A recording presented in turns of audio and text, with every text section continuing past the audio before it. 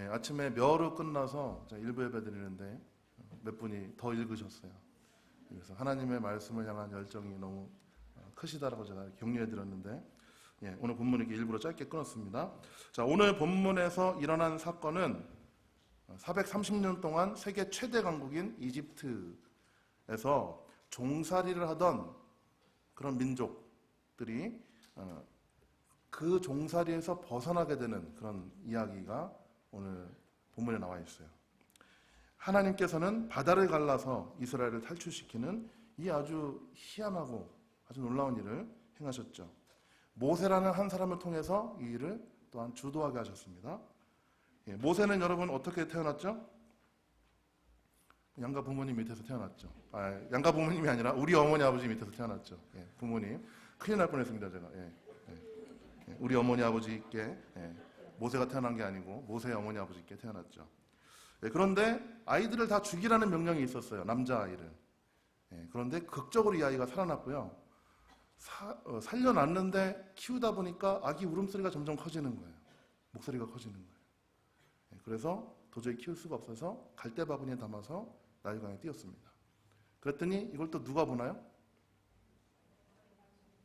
네, 애굽의 공주. 여러분이 다 알고 계시죠? 이 자녀들에게 많이 말씀해 주셔서 아마 알고 계신 것 같아요.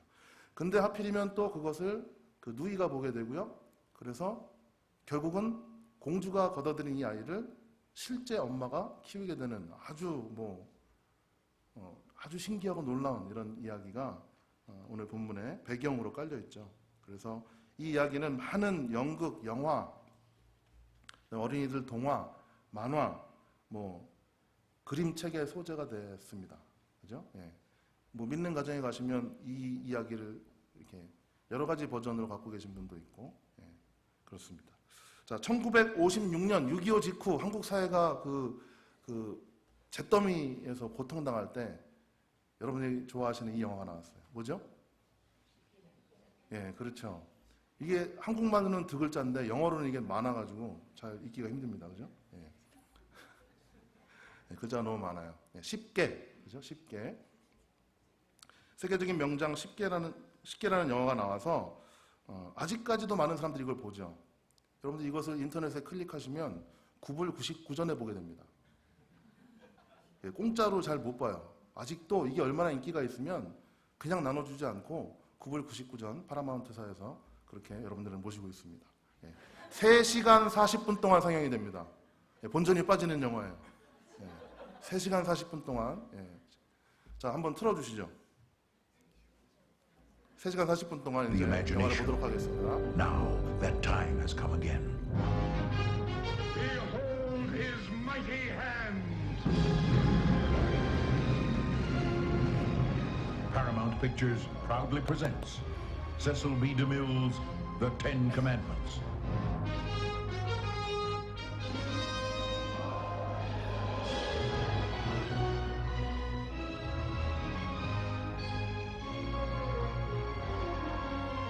Let my people go. Come to me no more, Moses, for you will surely die. So let it be written.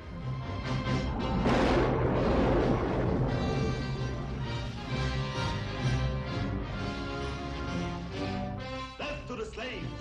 The Ten Commandments, newly restored and presented in 70mm Super VistaVision with 6-track Dolby stereo sound. Who shall withstand the power of God? Relive the magic of an unforgettable motion picture event. The Ten Commandments. 아멘. 예. 이 영화에 보면 주인공 남자가 2명이 나오는데 누구시죠? 누구죠? 예, 찰턴 헤스턴. 예. 제가 이렇게 틀려야 여러분들이 이렇게 강하게 얘기하세요. 처음에 얘기 안 하시다가. 그 다음에 대머리지만, 머리가 하나도 없지만 가장 멋있는 배우 율 브리너가 나오죠. 예. 이 영화에 삽입된, 제가 흥분했습니다. 영화를 보고. 예. 지금까지 이 배우들이 저가 어렸을 때 착각을 했어요. 그분이 모세인 줄 알았어요. 예, 그분이 진짜 거룩하고 모세가 인 줄 알아서 다른 영화에 나와도 그냥 모세를 보는 것 같은 느낌이 있고요. 율브리너는 아무리 좋은 영화에 나와도 저 나쁜 놈하고 보게 돼요. 선입견을 버려야 되는데 제가 이렇게 부족합니다. 1998년에 어떤 일이 있었을까요? IMF가 터졌는데 그때 디즈니사에서는 이집트 왕자라는 영화를 만들었어요. 그래서 어린아이들은 물론이고 전 세계 사람들에게 출애굽 이 사건에 대해서 알려줬죠. 그동안 그냥 뭐 대충 알고 있던 사람들도 이 만화를 보고 혹은 애 때문에 할 수 없이 보고 그렇게 해서 아마 출애굽 내용을 상세하게 알 수 있었던 것 같아요. 제법 성경적이고 재미있는 그런 웅장한 그런 묘사가 돋보이는 영화였습니다. 이 영화에 삽입되었던 노래가 When You Believe라는 노래가 있어요. When You Believe 한번 볼까요?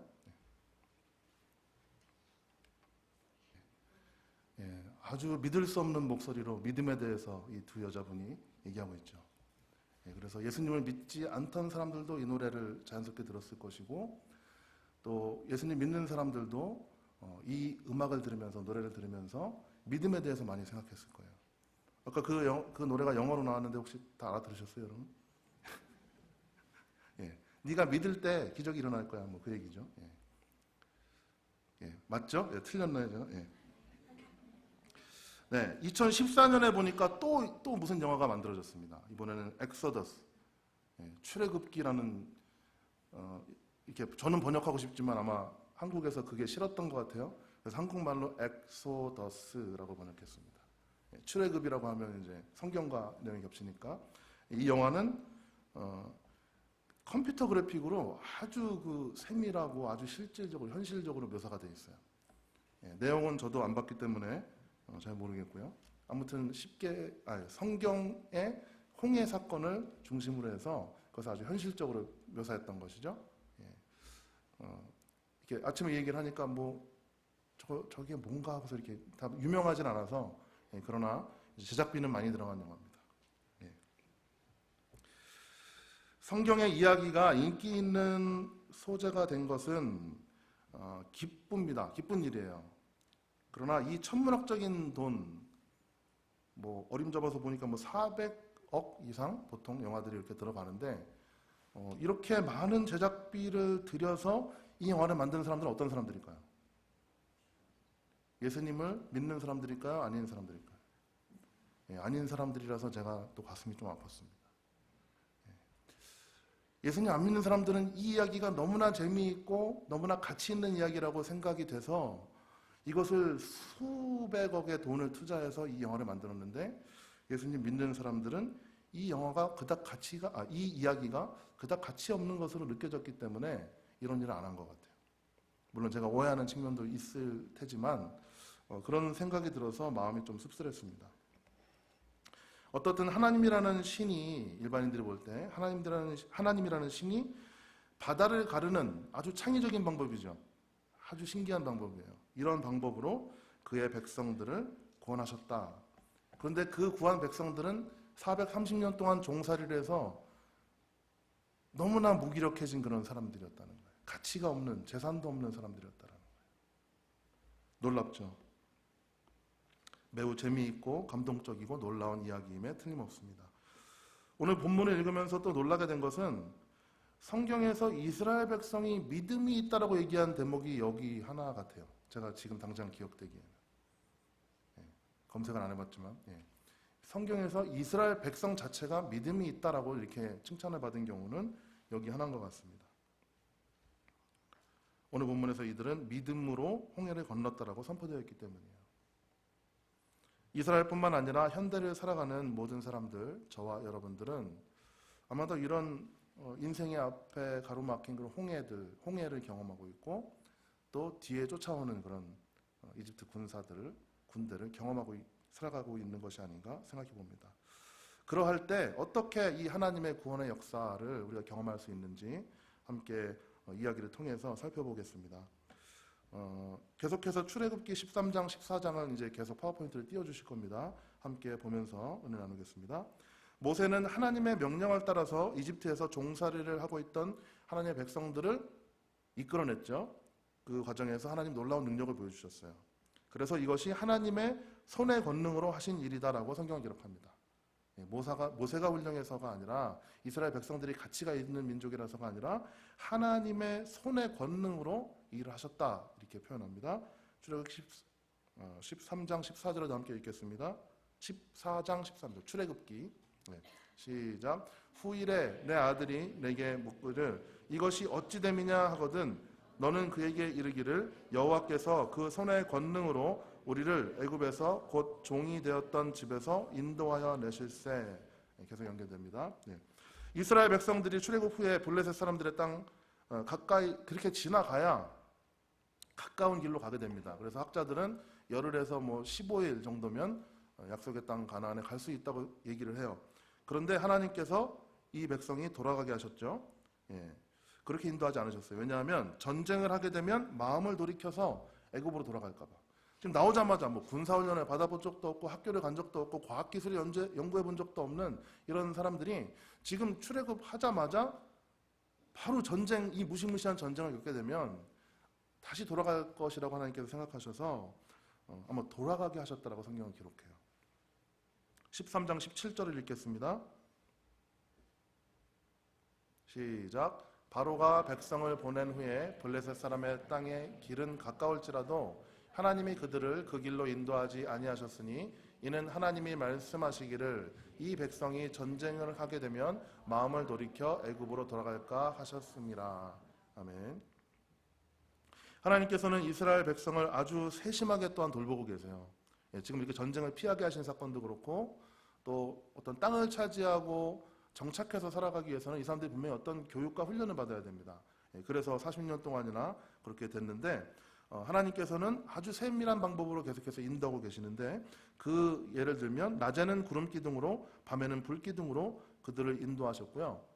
그래서 항상 내가 너희와 함께 있다라는 것을 깨닫게 해주셨죠. 21절 22절을 읽겠습니다. 시작.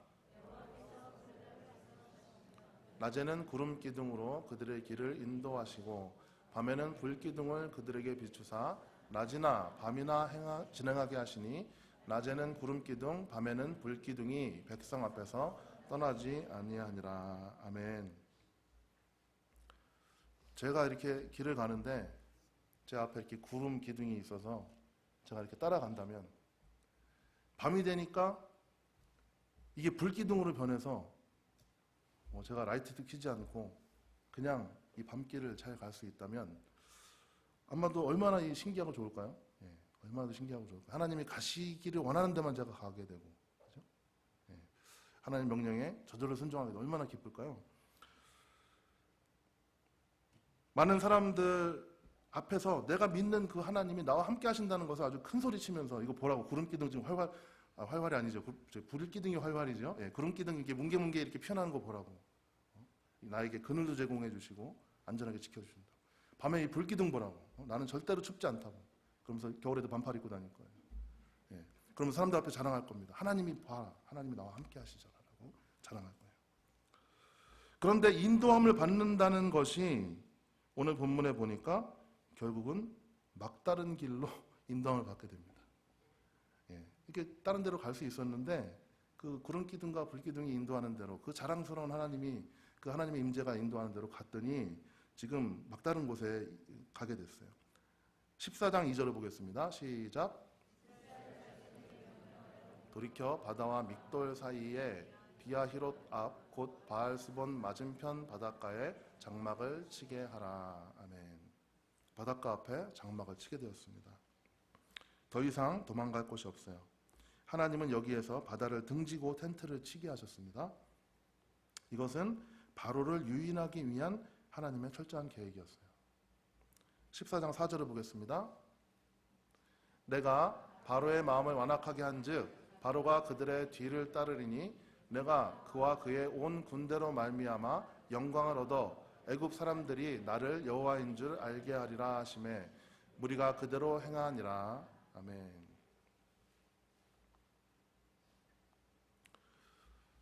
바로가 추격하는 게 뭐 놀라운 일인가요? 이게 꼭 하나님이 하셔야 되는 일인가요? 이렇게 물어보면 항상 아무도 대답을 안 하시지만 사실 그렇게 놀라운 일이 아니에요. 그죠? 자기들이 부리던 그 노예들이 뭐 남자만 60만 명, 뭐 그 어린아이, 뭐 노인들, 여자들 다 합하면 뭐 한 줄여 300만 명 정도가 지금 빠져나간 거예요. 그러니까 노동력의 근원이 빠져나간 거예요. 그러니까 당연히 바로는 그들을 잡고 싶겠죠. 그런데 어떤 사건이 있었나요? 10가지 재앙을 당한 거예요. 당하다가 맏아들까지 다 죽었습니다. 겁나지 않겠어요? 그런데 하나님께서 그 마음을 완악하게 해주셔서 바로가 따라갈 수 있도록 해주셨다는 거예요. 굉장히 좀 새롭게 제가 바라보고 있습니다.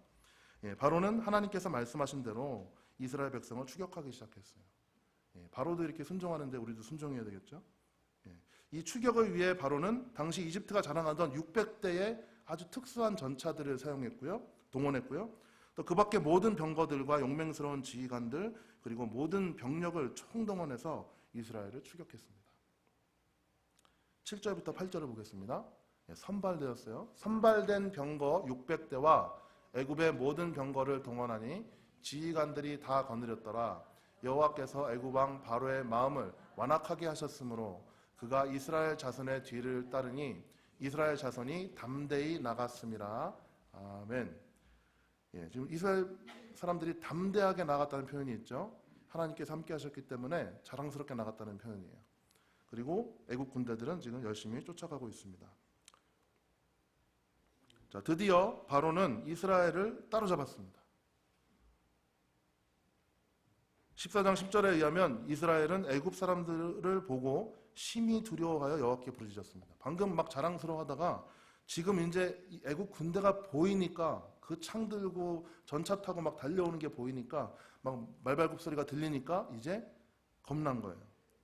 자, 우리 10절을 한번 보겠습니다. 예, 시작. 바로가 가까이 올 때 이스라엘 자손이 눈을 들어 본즉 애국 사람들이 자기들 뒤에 이른지라. 이스라엘 자손이 심히 두려워하여 여호와께 부르짖고. 그리고 그들을 원망하기 시작했습니다. 11절.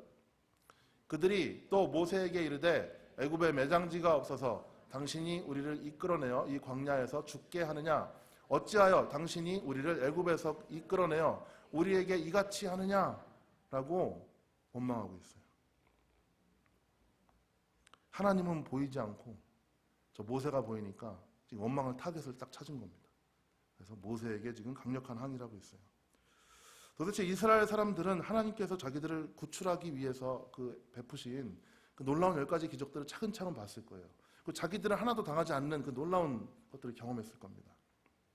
첫째 아들 죽는 그 사건에서도 이스라엘 민족들의 아들들은 죽지 않았죠.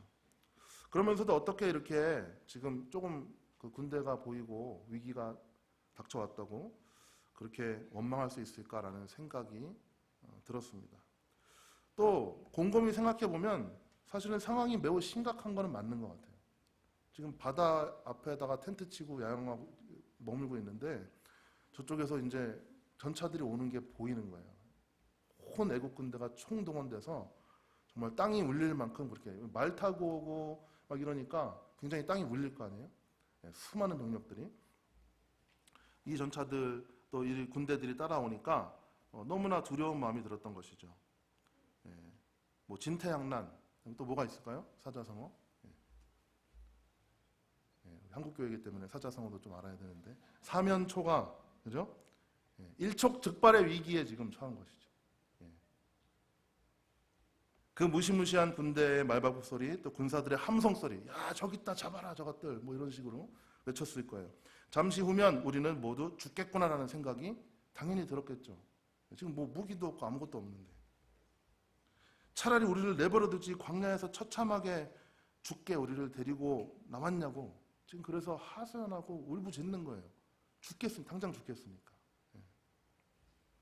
이스라엘은 절체절명의 위기의 순간에 구원의 주님이신 하나님을 바라보지 않고 자기들을 멸망시키려고 다가오는 그 이집트 군대들을 바라보았던 것이죠.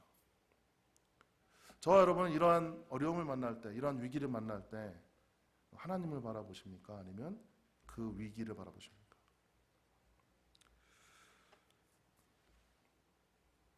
모든 문제를 세밀하게 계획하시고 이루어가시는 그 구원의 하나님을 바라보시기를 간절히 바랍니다. 문제를 아무리 뚫어지게 쳐다본들 저희는 해답을 얻을 수 없을 거예요. 제가 공부를 안 하고 시험을 보러 갔는데 워낙에 제가 자세가 성실하기 때문에 문제를 뚫어지게 쳐다보는 거예요. 시험 시간이 끝날 때까지. 답을 썼을까요? 못 썼을까요? 예, 이럴 때 갈등되시죠? 그래도 목사님 썼겠지라는 생각과 적어도 앞에서 얘기하려면 좀 그 간증해야 되지 않을까라는 생각과 역시 목사님 뭐 그렇지 이런 생각 가운데 여러분 아마 이제 갈등하실 거예요. 예, 당연히 못 쓰죠. 예, 제가 공부 안 한 문제는 못 쓰는 거예요. 자, 모든 문제의 해답은 하나님이 알고 계세요. 특별히 우리가 아무리 해답을 찾으려고 노력해도 우리가 아무리 살아나려고 발버둥 쳐도 그 해답을 찾을 수 없을 때 우리는 분명하게 하나님을 의지할 수밖에 없는 것이죠. 뭐 누구의 말처럼 아무리 긍정적인 생각을 불어넣고 또 불어넣어도 그 긍정적인 생각과 현실 때문에 아마 미쳐버릴 거예요. 그죠? 믿음도 없으면 나는 하나님의 자녀야, 나 하나님의 자녀야. 나는 믿음도 없으면서 아무리 외쳐보세요. 나한테 일어난 일들을 보세요. 내가 하고 있는 범죄들을 보세요.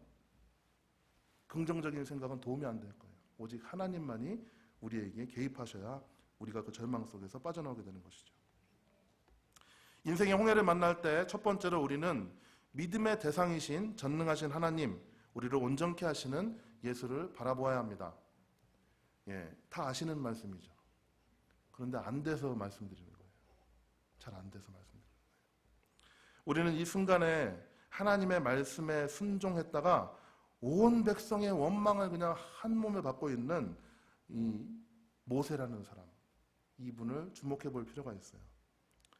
백성들이 그렇게 불평할 때에도 모세는 여전히 하나님께 무릎 꿇고 있죠. 여전히 기도하고 있어요. 하나님의 사람 모세는 기도를 통해서 하나님의 계시를 받았습니다. 그래서 백성들에게 이렇게 선포해요. 14장 13절을 보겠습니다. 14장 13절 시작. 모세가 백성에게 이르되 너희는 두려워하지 말고 가만히 서서 여호와께서 오늘 너희를 위하여 행하시는 구원을 보라. 너희가 오늘 본 애굽 사람을 영원히 다시 보지 아니하리라. 아멘. 예, 그렇게 무섭게 여겨지는 그 사람들, 그렇게 나보다 능력이 많아 보이는 그 사람들, 지금 하나도 다음에 못 만난다는 거예요. 예, 그래서 그냥 인사하시면 안 되고 작별 인사를 하셔야 되는 거죠. 작별 인사를 해야 되는 거예요. 또한 다음과 같이 모세는 담대하게 백성들에게 선포하죠. 14절을 읽겠습니다. 여호와께서 너희를 위하여 싸우시리니 너희는 가만히 있을지니라. 아멘. 우리는 아마 이 얘기를 이렇게 누가 계시받았다고 저한테 얘기해주면 전 뭐 모든 근심 걱정을 다 떨쳐버릴 것 같아요. 당장 일어나서 뭐 할렐루야 하면서 막 이렇게 뛸 것 같아요. 가만히 있으면 하나님께서 해결해 주신다. 얼마나 우리가 바라는 얘기예요. 그런데 이스라엘은 여전히 불안하여 떨며 원망하고 있습니다. 여전히 불안하여 떨며 원망하고 있어요. 그래서 모세는 백성들을 위해서 하나님께 부르짖었던 것 같아요. 울부짖었던 것 같아요. 그랬더니 주님께서 이렇게 말씀하십니다. 15절 시작. 너는 어찌하여 내게 부르짖느냐? 이스라엘 자손에게 명령하여 앞으로 나아가게 하고. 아멘. 좀 이상하지 않으신가요? 좀 이상하지 않으세요? 지금 부르짖고 있는데 왜 부르짖고 있냐라고 말씀하십니다. 새벽기도, 철야기도, 목요기도에 수련회 가서 지금 열심히 기도하고 있는데, 인생의 위기를 만나서 열심히 기도하고 있는데 너 지금 왜 기도하냐? 굉장히 좀 이상한 말씀이에요. 그죠? 너 지금 왜 기도하고 있냐? 사실은 지금 모세가 울고 있는 것 같아요. 기가 막히고 방법도 없고 백성들은 막 난리가 났고 하나님의 명령하신 이런 위로의 말씀을 주셔도 꿈쩍도 하지 않는 거예요. 모세가 지금 하나님 앞에 울부짖고 있는 거예요. 정상적으로 정신을 가다듬고 기도한다기보다는 지금 하나님 앞에 울부짖고 있어요. 인생의 홍해를 만날 때 두 번째로 우리는 울지 말고 저는 자주 우는데 울지 말고 하나님을 전적으로 신뢰해야 되겠습니다. 너는 어찌하여 나에게 울부짖기만 하느냐? 이스라엘 백성에게 전진하라고 명령하여라. 내가 이미 내 부르짖음에 응답했고 해결책이 있으니 그만 좀 울고 일어나서 백성들에게 전진하라고 명령하여라. 이렇게 말씀하십니다. 자, 그만 울어. 그만 기도해. 일어나서 내가 명령한 대로 백성들에게 명령해. 라고 말씀하시는 거예요. 인생에 어려움을 당하고 힘들어 또 지쳐서 우리가 우는 때가 있죠. 남들이 보지 않는 데서 이렇게 눈물을 삼키면서 올 때도 있어요. 우리는 시련과 좌절을 맛볼 때 눈물을 흘리게 됩니다. 주님은 우리의 눈물을 멈추게 하시는 분이세요. 주님은 이미 모든 것에 대한 계획을 가지고 계십니다. 모든 해결책을 가지고 계세요. 울지 말고 내가 너에게 명령한 대로 행하라고 지금 말씀하시는 것입니다. 인생의 홍해를 만났을 때 세 번째로 우리는 하나님의 명령에 순종해야 됩니다. 이제 원망과 불평과 슬픔과 좌절의 눈물은 닦아버리고 일어나서 하나님의 말씀을 따라서 앞으로 나가야 됩니다. 하나님께서는 백성들에게 앞으로 나아갈 것을 명령하셨어요. 백성들에게 지금 바다가 이렇게 파도가 넘실대고 있는데 앞으로 가라고 명령하신 거예요. 그거 하나님이 이렇게 좀 구름 가운데 천둥이 치면서 이렇게 얘기해 주시면 백성들이 놀라서라도 나갈 텐데 그 300만 명 있는데 모세 보고 그 말을 하게 하신 거예요. 얼마나 목이 터져라 외쳤을까요? 여러분 같으면 가시겠어요? 저 같아도 못 갈 것 같아요. 지금 막 물이 가득 차 있고 넘실거리는데 앞으로 가라고 얘기하는 거예요.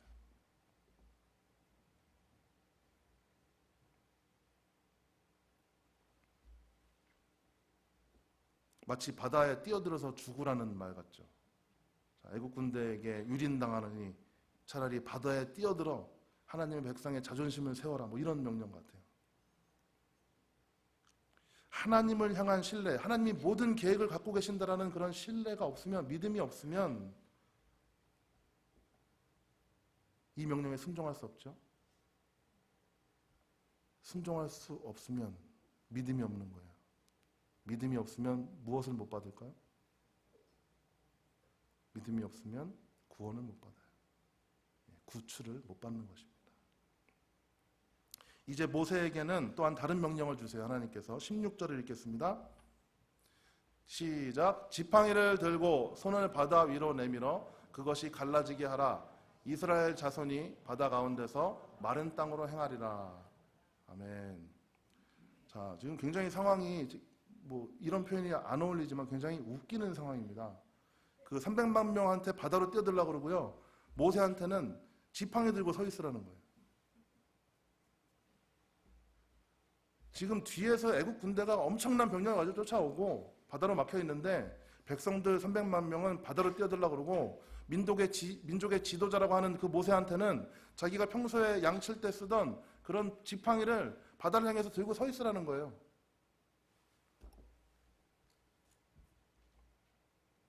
이게 왜 이렇게 저는 어색해 보이죠? 굉장히 자연스럽게 어렸을 때부터 이 얘기를 들었던 것 같은데 묵상하면서 너무 어색해 보이는 거예요. 너무 이상해 보이는 거예요. 하나님께서 때로 우리의 문제에 실제적인 도움이 될 것 같아 보이지 않는 일들을 우리에게 명령하신다는 거예요. 이게 해결책이 아닌 것 같은데요, 주님이라고. 이렇게 우리가 말할 수 있는 상황들이 우리에게 벌어진다는 것이죠. 가뜩이나 치열하게 경쟁해야 되는 이 사회 가운데 성경은 뭐라 그래요? 양보하라 그러고 낮아지라 그러고 용서하라 그러고. 그래서 오늘 아마 이제 비즈니스를 이렇게 남겨두시고 오신 분들도 있을 텐데 옆 가게에서 규정을 위반하고 진열대를 더 앞으로 내보내요. 우리 가게 앞에까지 이렇게 2피트 이렇게 들어왔어요. 이런 상황에서 양보하고 용서하라는 거예요. 막 교만한 사람들 사이에서 내가 나를 한번 이렇게 각인시켜주지 않으면 앞으로 무시당하고 밟힐 텐데 하나님께서는 겸손하라는 거예요. 스스로 낮추라는 거예요. 어떤 일을 당하면 우리는 끝까지 그걸 이렇게 갚아줘야 이 척박한 사회에서 살아남을 수 있다고 생각하잖아요. 그런데 원수를 갚지 말라고 그러세요. 원수를 오히려 사랑하라 그러세요.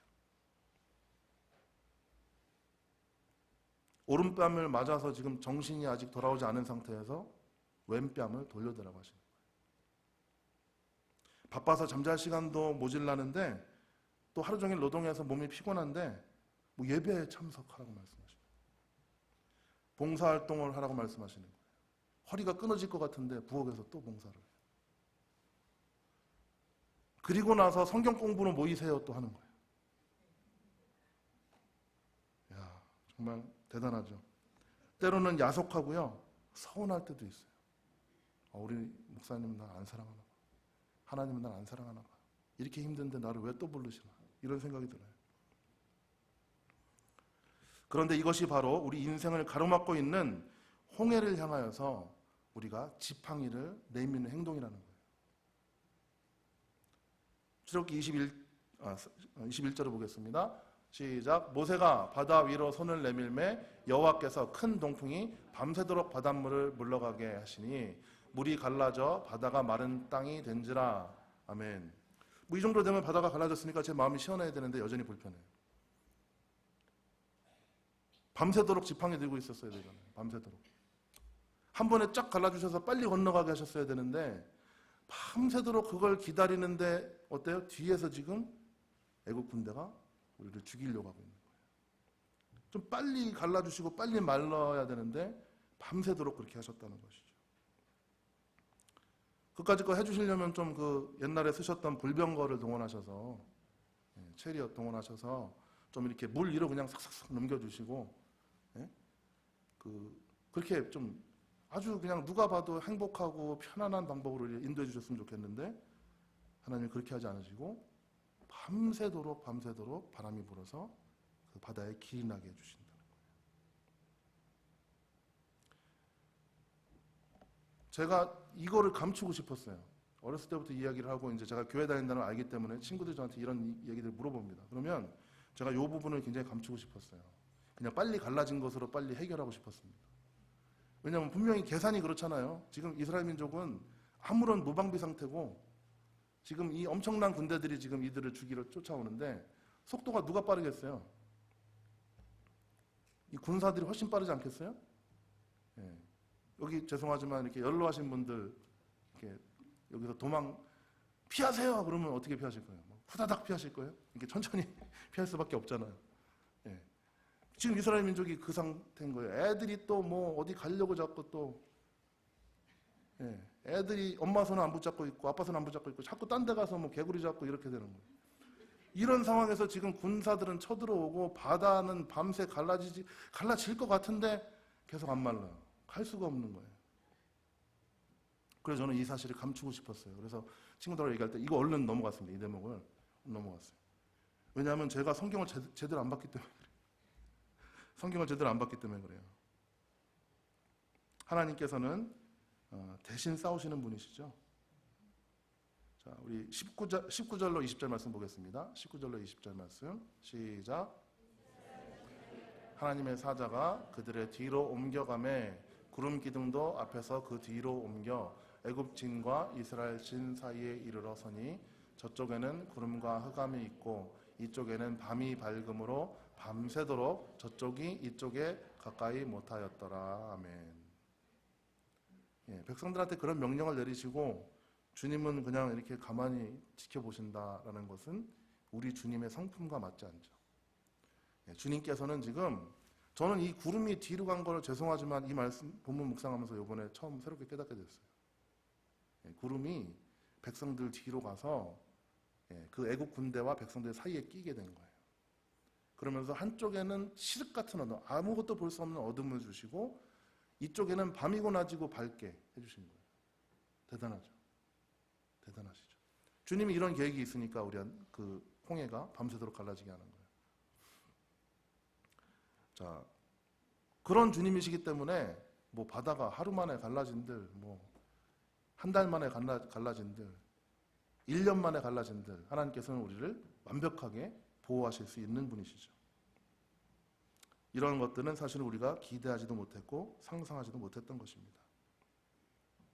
하나님의 말씀에 그 상식을 뛰어넘어서 자기들의 경험과 관습을 뛰어넘어서 어떤 과학적인 이론을 뛰어넘어서 하나님께 순종하는 자들에게 하나님께서는 우리가 상상할 수 없는, 기대할 수 없는 방법으로 응답하신다는 거예요.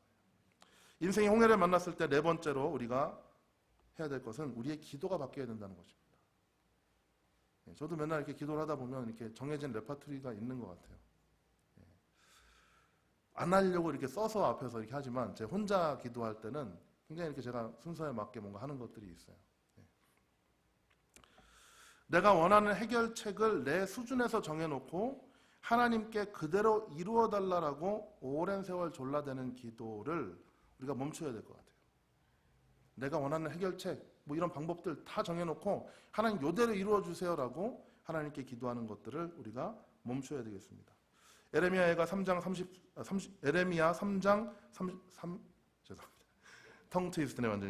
33장 3절. 33장 3절 시작. 너는 내게 부르짖으라. 내가 내게 응답하겠고 내가 알지 못하는 크고 은밀한 일을 내게 보이리라. 아멘.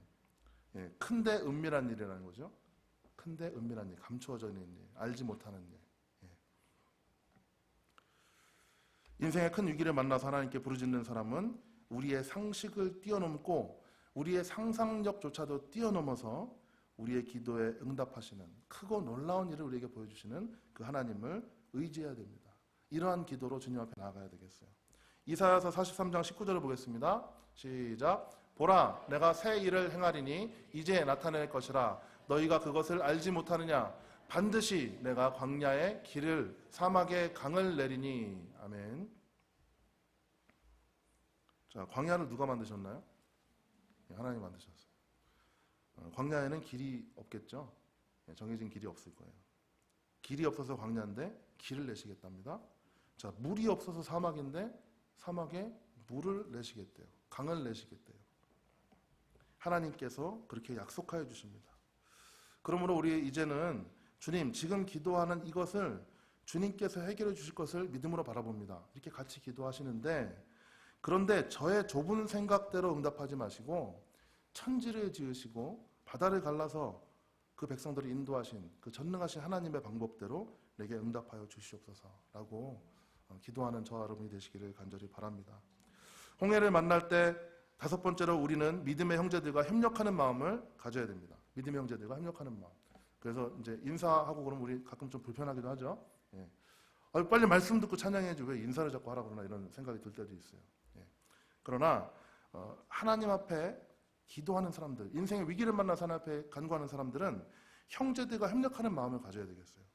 남자만 60만 명, 어린아이 뭐 다 합하면 한 300만 명이 될 것입니다.